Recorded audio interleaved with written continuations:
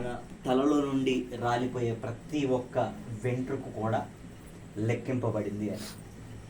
అదే మాట బైబిల్ గ్రంథంలో మత్తయి సువార్త 10వ అధ్యాయం 30వ వచన భాగంలో రాసినది.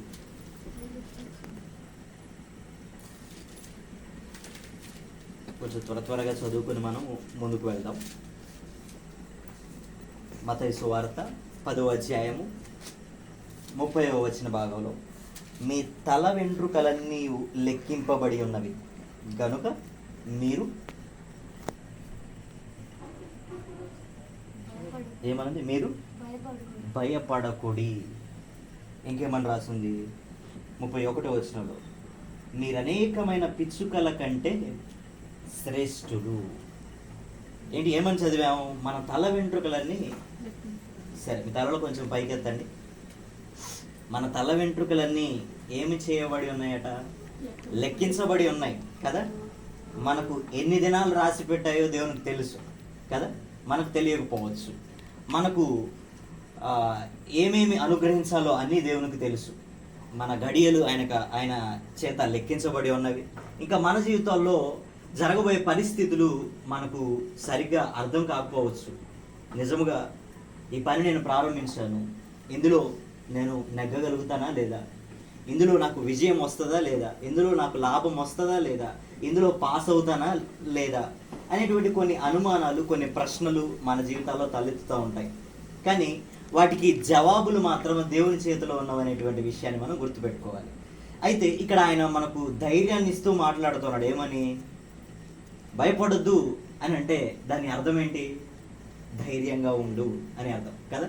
ఆయన మనకు ధైర్యం చెప్తూ ఏమంటున్నాడు? మీ తల వెంట్రుకలన్నీ లెక్కించబడి ఉన్నాయి అంటే ఏమిటి? దేవుడు ప్రతిదీ కూడా చూసేవాడు. ప్రతి పరిస్థితిని కూడా, మన జీవితాల్లో జరిగే ప్రతి బాధాకరమైన సందర్భాలే కావచ్చు, అవి ఎటువంటి సందర్భాలైనా కానీ, నిజముగా కొన్ని సందర్భాల్లో మన కుటుంబంలో తినడానికి కూడా ఒక రోజున వండుకోవడానికి లేని స్థితి కూడా కొన్ని సందర్భాల్లో ఎదురవుతూ ఉంటుంది. అవును, నేను వచ్చి మీ పరిస్థితులు నేను చూడలేకపోవచ్చు, నా కుటుంబ పరిస్థితులు మీరు వచ్చి అక్కడకు చూడలేకపోవచ్చు. కానీ మనకు దేవుడిచ్చే ధైర్యం ఏమిటంటే, నీ ప్రతి పరిస్థితుల్లోకి దేవుడు వస్తాడు. నీ ప్రతి పరిస్థితిని, నీ ప్రతి ఆవేదనను, బాధను కదా, కొన్ని అప్పులైన పరిస్థితులు ఉంటాయి, కొన్ని కదా అనారోగ్య సమస్యలు ఉన్న పరిస్థితులు ఉంటాయి, కొన్నిసార్లు అధైర్యము కదా, ఎలా బ్రతకాలో, ఎలా నా కుటుంబాన్ని పోషించాలో, నా పిల్లల్ని ఎలా చదివించుకోవాలో, నా అప్పులు ఎలా తీరుతాయో, నేను నా ఇల్లు ఎలా బాగు చేసుకోవాలో, నా కుటుంబాన్ని ఎలా నడిపించాలో అనేటువంటి కొన్ని థాట్స్, కొన్ని ఆలోచనలు మనకు ఉంటాయి. అయితే దేవుడు మనకు ధైర్యపరుస్తూ ఈ మాట ఆయన మాట్లాడుతూ ఉన్నాడు. ఏమని? మీ తల వెంట్రుకలని లెక్కించబడి ఉన్నవి గనుక మీరు భయపడకుడి. ఈ భయపడకుడి అనేటువంటి పదం బైబిల్లో చాలాసార్లు అంటూ ఉంటారు. తెలుగులో బహుశా 365 సార్లు రాయబడి ఉన్నదని. ఒక సంవత్సరానికి ఎన్ని రోజులు? అంతేనా? అంటే దాదాపు చాలా వరకు మనం వినేది ఏమిటి అంటే, ప్రతిరోజు కూడా మనకు దేవుడు ధైర్యాన్ని ఇస్తున్నట్లు 365 సార్లు భయపడకుడి, భయపడకుము, నేను నీ దేవుడైన యెహోవాను, నేను నీకు తోడై ఉన్నాను అనేటువంటి పదాలు మనం చాలాసార్లు తరచుగా చూస్తూ ఉంటాం. కాబట్టి నిజముగా దేవుడు ప్రతిదినం కూడా తన వాక్యం ద్వారా మనల్ని హెచ్చరిస్తూ, ధైర్యపరుస్తూ మాట్లాడుతున్నాడు. ఏమని? భయపడకుము. నీ కన్నీళ్లను దేవుడు చూస్తాడు, నీ ప్రతి పరిస్థితిని, నీ బాధను దేవుడు చూస్తాడు. ఆయనకు సమస్తము తెలిసినటువంటి వాడు కదా. ఈజ్ ఒమ్నిషియంట్ గాడ్, అన్నీ ఎరిగిన వాడు. ఆయనకు తెలియదంటూ ఏది ఈ ప్రపంచంలో ఉండదు. ఆయనకు మరుగైనది ఏది కూడా కదా ఉండదు. కాబట్టి అన్నీ తెలిసిన మన దేవుడు మనల్ని ధైర్యపరుస్తూ ఉన్నాడు. భయపడకుడి, నేను మీకు తోడై ఉన్నానని. యెషయా గ్రంథం 41వ అధ్యాయం 10వ వచనంలో ఈ విధంగా రాయబడి ఉన్నది.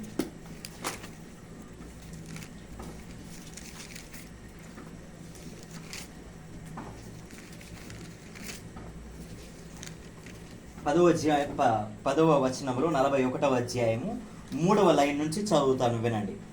నేను నీతో చెప్పి ఉన్నాను, నీకు తోడై ఉన్నాను, భయపడకుము, నేను నీ దేవుడైన యెహోవాను, దిగులు పడకుము, నేను నిన్ను బలపరుతును, నీకు సహాయము చేయువాడను నేనే, నీతి అను నా దక్షిణ హస్తముతో నిన్ను ఆదుకొందును. నీ మీద కోపపడిన వారందరూ సిగ్గుపడి విస్మయముందెదరు, నీతో వాదించు వారందరూ మాయమై నశించిపోవుదురు. కదా, దేవుడు మన పక్షాన యుద్ధం చేసేవాడు కదా. మన పక్షాన యుద్ధం చేయడం ఏంటి? అవును, ఈ లోకంలో చాలామంది మనతో యుద్ధం చేస్తున్నట్లుగా ప్రవర్తిస్తూ ఉంటారు. దేవుని వాక్యమే సెలవిస్తుంది యోబు గ్రంథంలోని 14వ అధ్యాయము, భూమి మీద నరుల కాలము 7వ అధ్యాయం 1వ వచనం. యుద్ధకాలం కాదు, భూమి మీద నరుల కాలము యుద్ధకాలము వంటిది కాదా? కదా, ఎలాంటిదట? నిజమే, ఎన్నో పోరాటాలు మన జీవితాల్లో మనం ఎదుర్కొంటూ ఉంటాం.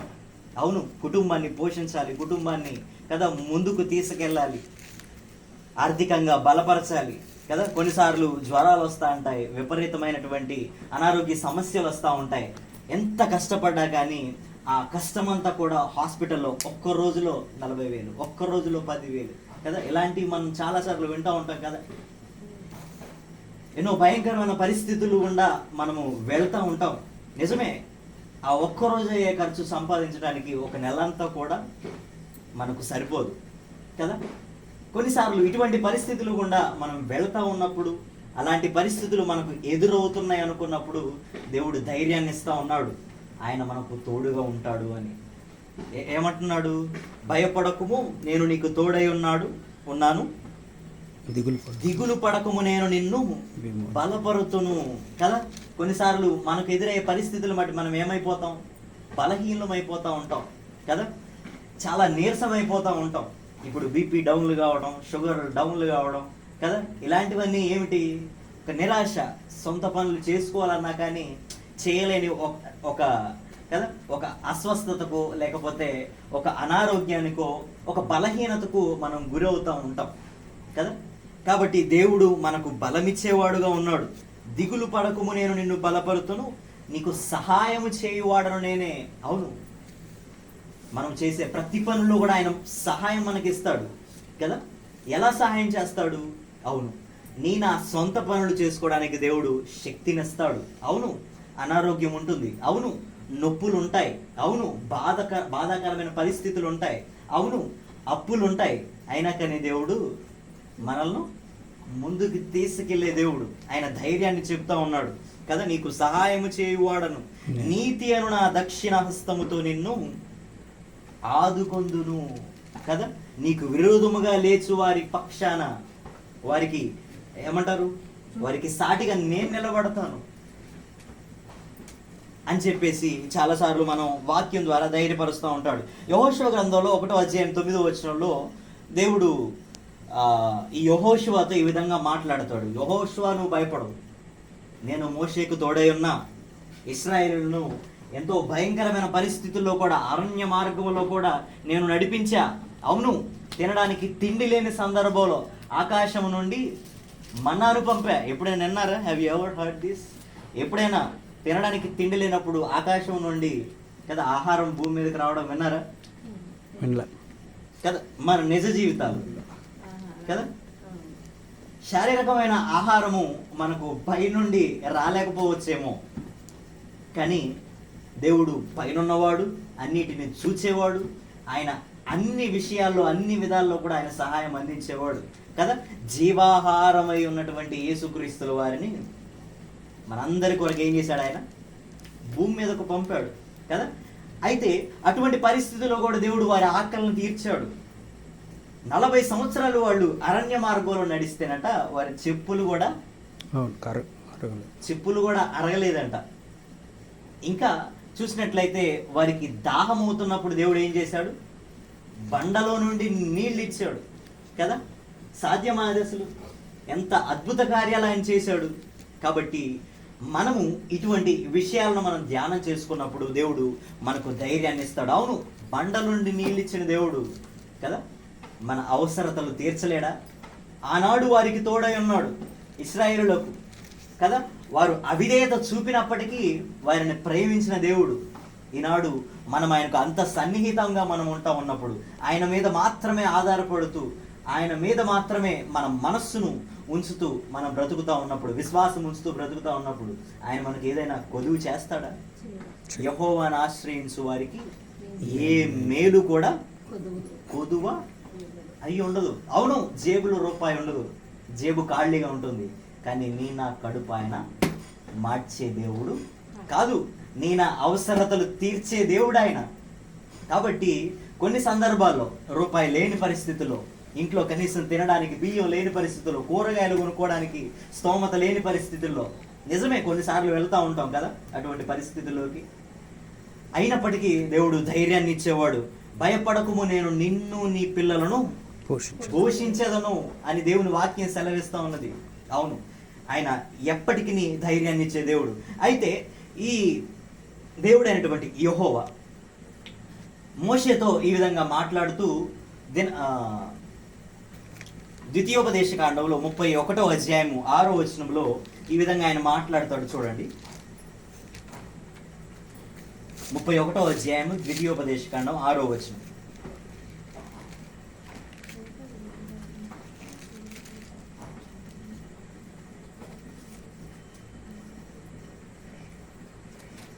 భయపడకుడి. ఇక్కడ కూడా ఏమని చెప్తున్నాడు దేవుడు? భయపడకుడి. 31వ అధ్యాయం 6వ వచనం చదువమ్మా. భయపడకుడి, వారిని చూచి దిగులు పడుకుడి.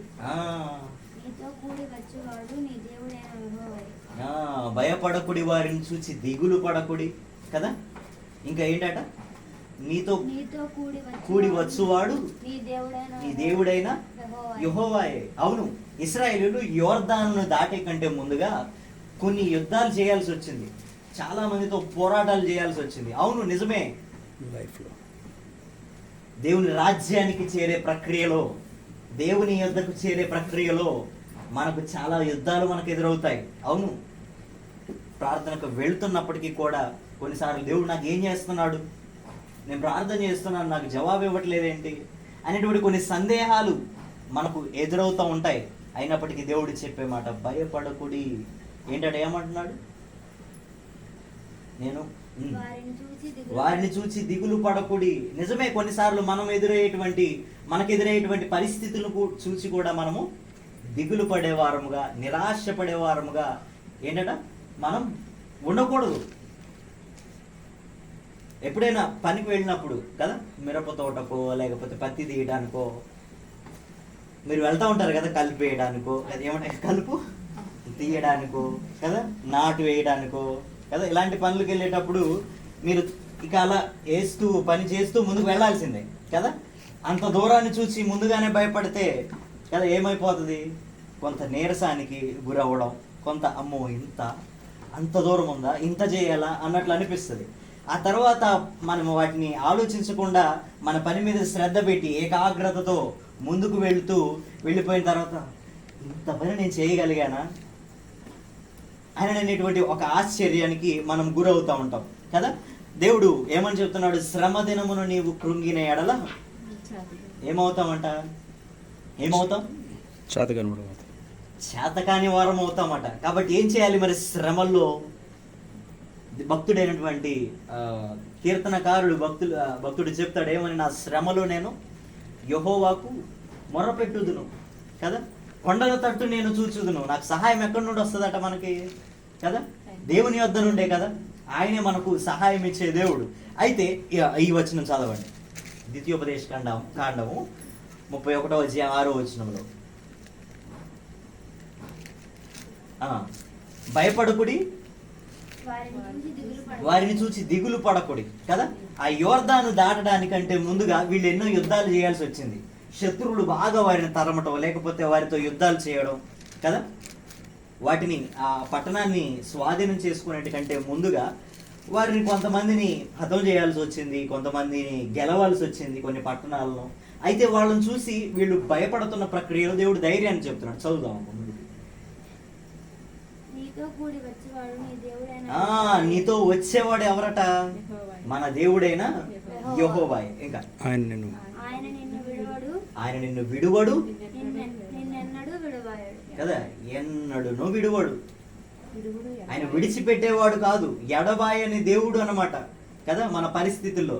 నిజమే, నా చుట్టూ ఉన్నటువంటి అక్క చెల్లెళ్ళు, సహోదరి సహోదరులు, తోటి కోడళ్ళు, లేకపోతే తోటి కదా స్నేహితులు, నిజమే అప్పటి వరకు ఉండొచ్చేమో, నువ్వు నేను ఆనందంగా ఉండేంత వరకు ఉండొచ్చేమో. నీ దగ్గర నా దగ్గర ధనం ఉన్నప్పుడు, మన పరిస్థితులు బాగున్నప్పుడు కదా, మనతో మంచిగా సంతోషంగా ఉండి, మనము తీరా బాగలేని పరిస్థితుల్లో, మనకు జేబులో రూపాయి లేని పరిస్థితుల్లో కదా, మనకు ఎవరు కూడా అటువంటి సమయాల్లో నేనున్నా నీకు అని ధైర్యపరిచేవాడు మనతో ఉండకపోవచ్చేమో. కానీ ప్రతి పరిస్థితుల్లో మన దేవుడు మనతో ఉంటాడట. చదువుదాం ఇప్పుడు కొంచెం. చదువునాను. మరియు మోషే యెహోషువను పిలిచి, నీవు నిబ్బరము కలిగి ధైర్యం నుండుము. ఏంటట, మోషే యెహోషువని పిలిచి అంటా ఉన్నాడు. ఏమని? యెహోషువ, నువ్వు నిబ్బరం కలిగి ధైర్యముగా ఉండు అంటున్నాడు. ఇంకా యెహోవా ఈ ప్రజలకిచ్చుటకు వారి పితరులతో ప్రమాణం చేసిన దేశమునకు నీవు వీరితో కూడా పోయి దానిని వారికి స్వాధీనపరచవలెను. దేవుడు ఇశ్రాయేలులకు ప్రమాణం చేశాడు. మొట్టమొదటిగా అబ్రహాముతో దేవుడు ప్రమాణం చేశాడు. ఏమని? అబ్రహామా, లేచి నేను చూపించే దేశానికి నువ్వు వెళ్ళు అని చెప్పినప్పుడు అబ్రహాము లేచి ప్రయాణం మొదలు పెట్టాడు కదా. పాలు తేనెలు ప్రవహించేటువంటి దేశానికి నిన్ను తీసుకెళ్తా, అటువంటి పట్టణానికి నేను నిన్ను తీసుకెళ్తా, కనాను ప్రాంతము, అక్కడికి నిన్ను తీసుకెళ్తా అని దేవుడు వాగ్దానం చేశాడు, ప్రామిస్ చేశాడు కదా. పాలు తేనెలు అంటే ఏమిటి? ఎక్కువగా ధన సమృద్ధి ఉండేటువంటి కదా, ఎక్కువ లాభాలు ఉండేటువంటి స్థలానికి నేను తీసుకుపోతా అని దేవుడు అబ్రహాముతో ప్రామిస్ చేశాడు కదా. అలా అప్పుడు వారి సంతానం అంతా కూడా ఏం చేయలేక దేవుడు చూపించేటువంటి దేశం దగ్గరికి వెళ్ళాలి. 4 నిమిషాల్లో, లేదా ఇప్పుడు ఆ ఇల్లు గోడ ఉన్నది కదా, ఆ ఇంటి నుంచి ఇక్కడ వరకే ఉంటుంది యోర్దాను అనేది, ఇంతవరకే. కాకపోతే కొంచెం వరద వస్తే కొంచెం పెద్దగా ఉంటుంది. దాన్ని దాటి వెళ్ళడానికి ఎంతసేపు పట్టుద్ది మనకు? మామూలుగా ఒక 4-5 నిమిషాలు పట్టొచ్చేమో కదా. అలాంటిది వీరికి 40 సంవత్సరాలు పట్టింది యోర్దాన్ని దాటి వెళ్ళడానికి కదా. ఎంతో దూరం లేదు, 40 అడుగులు దాటి వెళ్ళడానికి 40 సంవత్సరాలు పట్టింది. ఎందుకని? వారి అవిశ్వాసం. దేవుడు వద్దన్న పనులు అలా చేయడం ద్వారా కుటుంబంలో సమస్యను జయించడానికి ఎదురున్నటువంటి చిన్న యోర్దాను, అది పెద్ద సముద్రం కూడా కాదు. దేవుడు ఎంత పెద్ద కార్యాన్ని చేశాడు. ఎర్ర సముద్రాన్ని 2 పాయలుగా దేవుడు చీల్చాడు. అలాంటి చిన్న కాలువ దాటండి రా బాబు అని అంటే వాళ్ళు చేయలేకపోయారు కదా, వాళ్ళు భయపడ్డారు. అటువంటి పక్షాల్లో దేవుడు ధైర్యపరుస్తా ఉన్నాడు. యెహోషువ, నువ్వు భయపడకు, నిబ్బరం కలిగి ధైర్యంగా ఉండు, నేను నీతో వస్తా. నీ ముందర నడుచువాడు యెహోవా, ఆయన నీకు తోడయుండును, ఆయన నిన్ను విడువడు, నిన్ను ఎడబాయడు, ఎన్నడును భయపడకుము, విస్మయమొందకుమని ఇశ్రాయేలీయులందరి ఎదుట ఆయనతో చెప్పాను. నేను నీకు చూపించే దేశం ఉంది కదా, నేను నీ పితరులతో, ఎవరితో? నీ పితరుడైన అబ్రహాము దేవుడు, ఇస్సాకు దేవుడు, యాకోబు దేవుడైనా కదా, ఆ దేవుడు నీ పితరులతో చెప్పిన ప్రమాణాన్ని నేను నెరవేరుస్తా, మీకు ఇస్తానన్న దేశాన్ని నేను ఇస్తా, మీరు వెళ్ళండి.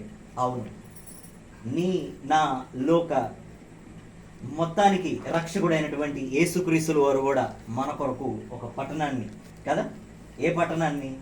పరలోకపు పట్టణాన్ని మనకిస్తానని వాగ్దానం చేశాడు. ఏంటది? నిత్య జీవము కదా.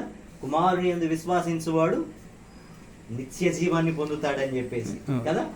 ఆ నిత్య జీవాన్ని మనకిస్తానన్నటువంటి యేసు ప్రభు వారు మనకు మాట ఇచ్చారు కదా, దాన్ని కూడా మనకు ఖచ్చితంగా ఇస్తాడు. దాని దగ్గర కూడా మనల్ని ఖచ్చితంగా దేవుడు చేరుస్తాడు. అవును, అప్పుడు ఇశ్రాయేలీయులతో అక్కడ ఉన్నటువంటి మోషే యెహోషువతో ధైర్యం చెప్తా ఉన్నాడు. దేవుడు నీకు మాట ఇచ్చాడు కదా, ఆ దేశాన్ని ఇస్తా అని, ఇస్తాడు, నువ్వు భయపడకు, ధైర్యంగా ఉండు అని. అలాగే నా జీవితంలో కొన్ని కదా మేలులు ఆయన చేయడానికి మనకు ప్రామిస్ చేసి ఉంటాడు, అవి ఖచ్చితంగా మనకి ఇస్తాడు. కొన్నిసార్లు ఆలస్యం అవుతున్నప్పుడు మనము అల్ప విశ్వాసానికి గురి చెందుతూ ఉంటాం మనలో ఏ లోపం ఉందో అని చెప్పేసి మనం చెక్ చేస్తూ ఉండాలి. సరే చదువుదాము. అయితే సరే ఎక్కువగా వివరించకుండా షార్ట్గా నేను ముగించడానికి ప్రయత్నం చేస్తాను. దేవుడు వారికి ధైర్యం చెప్తూ ఏం చేస్తున్నాడు? నువ్వు ఖచ్చితంగా నువ్వు అనుకునేది నేను నీకు ఇచ్చినది నెరవేరుస్తాను అని చెప్పేసి ధైర్యం చెప్తా ఉన్నాడు. అయితే ఇంకా మన దేవుడు మనతో ఎల్లప్పుడూ ఉండేవాడు. కీర్తనల గ్రంథంలో 23వ అధ్యాయంలో ఈ విధంగా రాసి ఉంటుంది చూడండి, 4వ వచనంలో. కీర్తనల గ్రంథంలో 23వ అధ్యాయం 4వ వచనంలో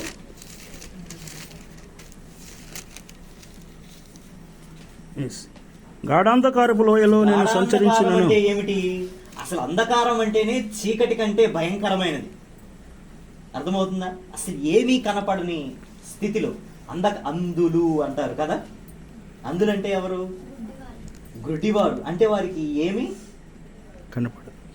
కనిపించదు కదా. ఎదురుగా ఒక గోడ ఉన్నదనేది తెలియదు, ఒక వస్తువు ఉన్నదనేది తెలియదు, ఒక రంగు తెలియదు కదా, ఒక మనిషి రూపం తెలియదు, మొత్తము అంధకారం అయిపోయి ఉంటుంది కదా.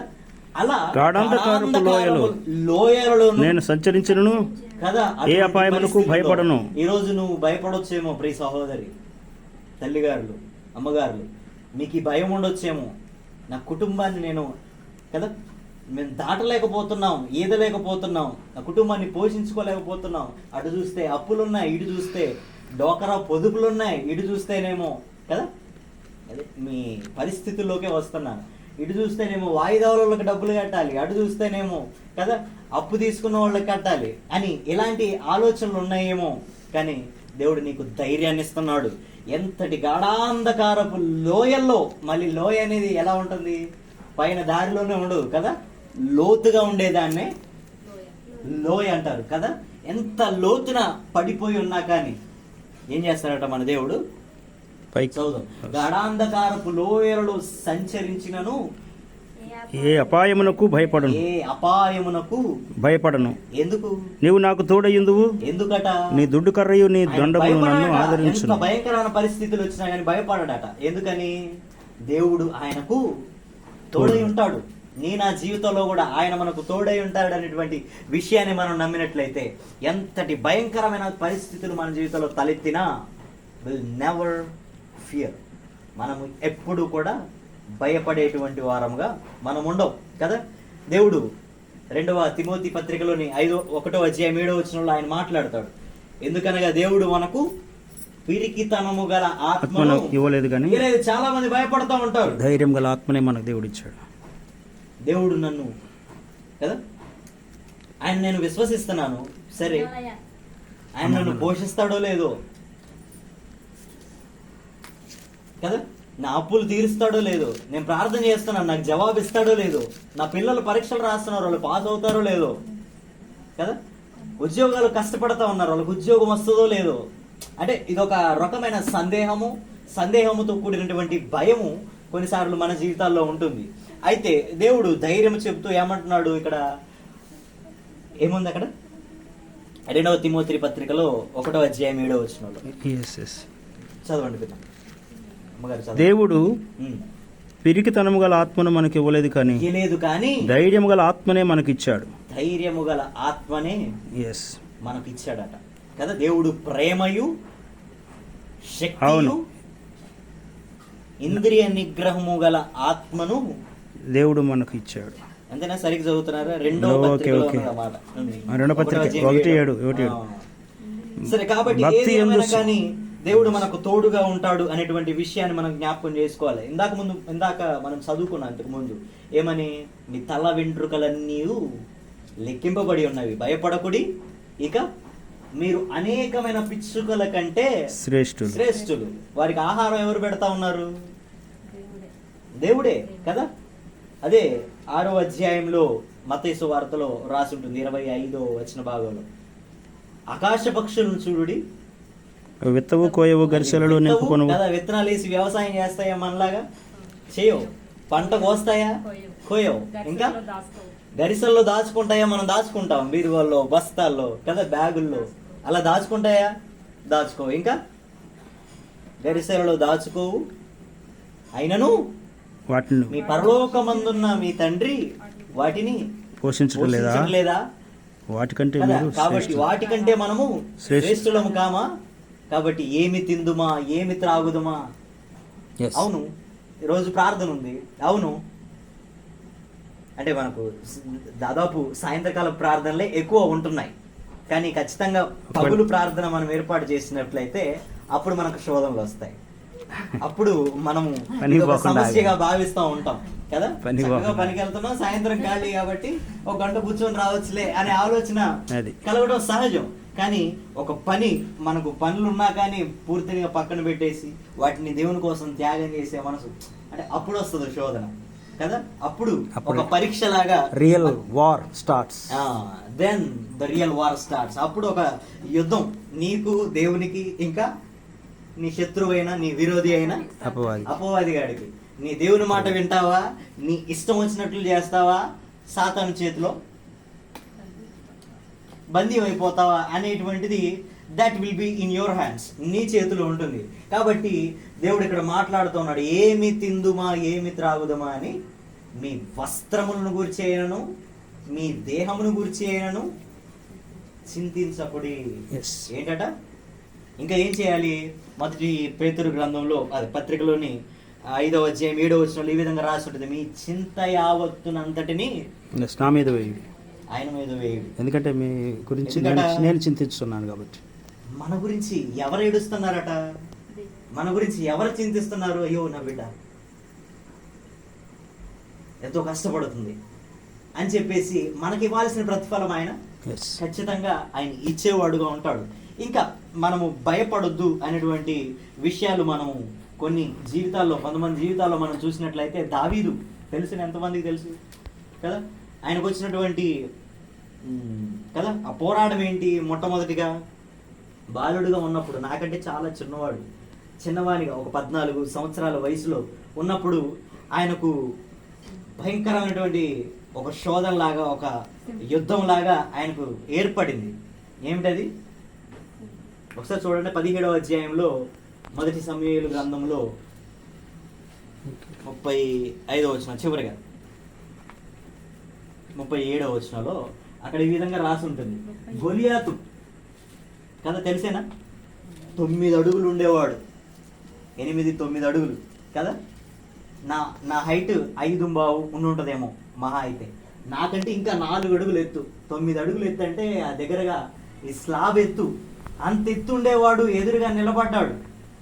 అటువంటి వాడిని చూసినప్పుడు భయం కలగల, దేవుడు ధైర్యాన్ని ఇచ్చాడు. ఆయన అనే మాట చూద్దాం ఒకసారి, మొదటి సమూయేలు గ్రంథంలో 17వ అధ్యాయం 37వ వచనం, అదొకటి చదివి ముగించుకుందాం. నేను చెప్పిన దానికి ఒక 5 నిమిషాలు ఎక్కువ తీసుకున్నాను, క్షమించండి, ముగించుకున్నాం.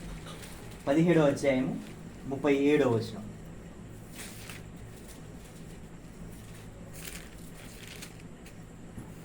మొదటి సమూయేలు గ్రంథంలో. నేను ఎందుకు ఇలా గ్యాప్ ఇస్తున్నానంటే, మీకు కూడా చదవడం అలవాటు కావాలి.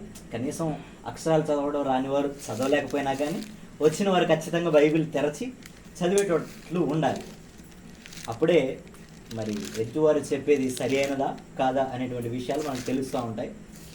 చదవండి. సింహము యొక్క బలము నుండి, ఎలుగుబంటి యొక్క బలము నుండి నన్ను రక్షించిన యెహోవా ఈ ఫిలిష్తీయుని చేతిలో నుండి కూడా నన్ను విడిపించును కదా. ఏమంటున్నాడు? సింహం యొక్క బలము. ఆయన సింహంతో యుద్ధం చేసిండండి దావీదు.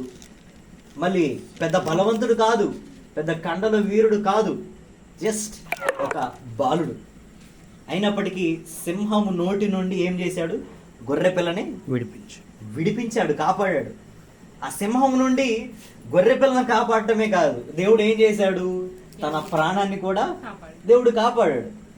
అలాంటి పరిస్థితులు నీ నా జీవితంలో ఎదుర్కొన్నప్పుడు, ధైర్యాన్ని ఇచ్చినప్పుడు, ఇంకా ఎంత కష్టతరమైనటువంటి దానికంటే హయ్యర్ లెవెల్లో ఉన్న శ్రమలను కూడా తట్టుకోవడానికి దేవుడు శక్తిని, ధైర్యాన్ని ఇస్తాడు కదా. 9 అడుగుల ఆ గొలియాతును కూడా చంపడానికి దేవుడు శక్తిని ఇస్తాడు, ధైర్యాన్ని ఇస్తాడు అని ఒక్కడే బాలుడై ఉండి కూడా ఒక్కడే ఆ యుద్ధాన్ని చేశాడు, యుద్ధము యెహోవాదే అని చెప్పేసి దేవునికి ఘనతనిచ్చాడు. కాబట్టి ఇంకా ఒకవేళ మనం చూసినట్లయితే దానియేలు గ్రంథంలో కూడా, దానియేలు జీవితంలో ఆయన ఎక్కడ పడేశారు? సింహాల బోన్లో. ఆయనకున్న భయం ఏంటి? ఉండాల్సిన భయం ఏంటి? అమ్మో, ఈ సింహాలు నన్ను ఏమన్నా చేస్తాయేమో. దావీదుకి అక్కడ ఉండాల్సిన భయం ఏంటి? ఈయన ఎంత ఎత్తున్నాడు, ఇంత బలం ఉన్నాడు కదా. బైబిల్లో ఒక మాట ఉంటుంది, మించిన బలవంతుల చేతిలో నుండి, అంటే మనకంటే ఎక్కువ బలం ఉన్నోడి చేతిలో నుండి కూడా దేవుడు మనం రక్షించగలడు కదా. కాబట్టి నిజముగా ఈ దానియేలుకు ఎదురుగా ఉన్నది ఏమిటి? సింహాలు. వాటిని చూసి భయపడవచ్చు, కానీ భయపడలా. దేవునికి మోకరించి ప్రార్థన చేశాడు. అప్పుడు ఏమైపోయినాయి? సింహాలు కూడా మోకాళ్ళు వేసినట్లు కదా లోబడిపోయాయి. మనం ప్రార్థన చేస్తే, మనము దేవుని మీద విశ్వాసము మరియు ధైర్యాన్ని మనం కలిగి ఉన్నట్లయితే ఖచ్చితంగా ఎంతటి శ్రమలైనా సరే లొంగిపోతాయి, ఎంతటి కదా కష్టాలైనా సరే మన నుండి వేరైపోతాయి. కాబట్టి ప్రతి పరిస్థితిలో మనం ధైర్యం ఉండాలని తెలియజేసి కొద్ది మాటలు నేను ముగిస్తాను. చిన్న ప్రార్థనతో ముగించుకుందాం. మహాపరిశుద్ధుడా, మీ శ్రేష్టమైన పాదాలకు వందనాలు తండ్రి. రాజా, ఇప్పటివరకు